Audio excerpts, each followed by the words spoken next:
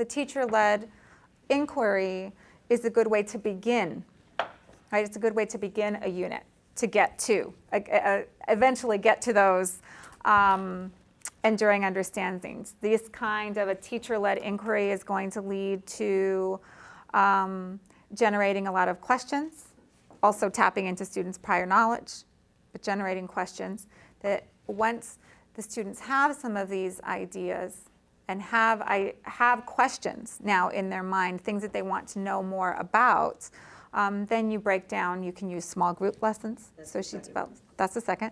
So she develops, or that he or she, the teacher develops some small group work where the students then do some of the research. And that is more of a focus on the students, right? The students researching and trying to answer some of these questions, finding answers to these questions. And then the third lesson, the third kind of lesson, well, that's the second, it's group work. And was there anything else that you wanted to add to that, that he says that you use group work for? At what stage in the unit might group work be most helpful? He talks about these three different kinds of lessons, right? And he just basically says that you don't want to start, right? You're not going to start a lesson, start a unit with group work. Why? They can't remind themselves, like they don't have enough. Okay. So the teacher holds their hand, leads them through, then sends them off so that they can do it together, and then I'm assuming at the end is like the individual where you show mastery. In the end, well, that would be the assessment piece of it, right? It's grasping whether they have understood these enduring understandings or have, They can apply it. right, do they have an understanding of it? And so that comes in the assessment piece. But sure, I mean, this basically, you begin with teacher-led inquiry, get them into the material, get them interested in it, and then you can sort and have them get them to the place where they have some of their own questions that they want to find answers to. Once they have some of their own questions, then they can do individual work or small group work to find answers to those questions, whether it's reading in groups, doing research on the internet, going, wherever. So if I lead you into a discussion of Puerto Rico, or the way that it's presented in the book, with looking at this photograph, every student in the class is going to see something different, and they're going to be interested in something different. Well, my question is,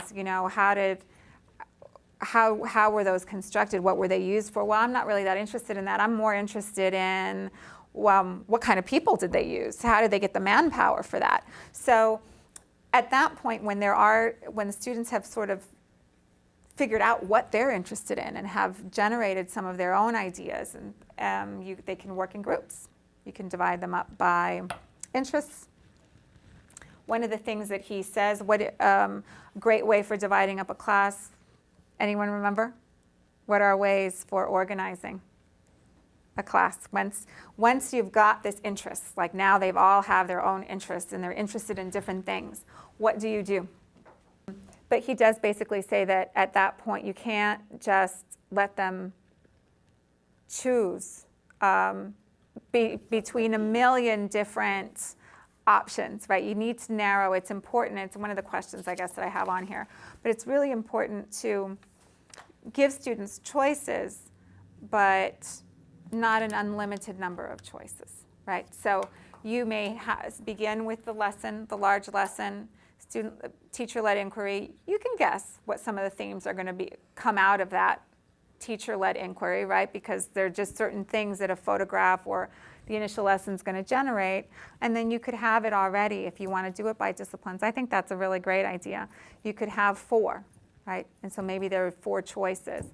Or if you're going to focus on, if you could do it by perspective. So if you're studying a certain aspect of the Civil War, or the Civil War is your case study, so you're going to have one group looking at one group exploring the Union Army, the Confederate, looking at it from perspective of women, possibly, and then from a slave perspective, right? So you have 4 different perspectives on the same event, and then that's one way of breaking it down into groups. But giving them some choice is really important, but not giving them unlimited. Unlimited is too much for them to manage at that point, right? A college student. What stage is this, number 2, group work, or the 3rd stage? 2. So we're 2. still in 2. Group work. So when you give them group work, so now they're focusing on their area of interest, and hopefully they'll get to explore something that they were interested in. That's when you break them into groups, and he talks about the importance of giving them choices, but not giving them unlimited choices, because at that age they may not be ready yet to be doing to manage a project or a choice on their own.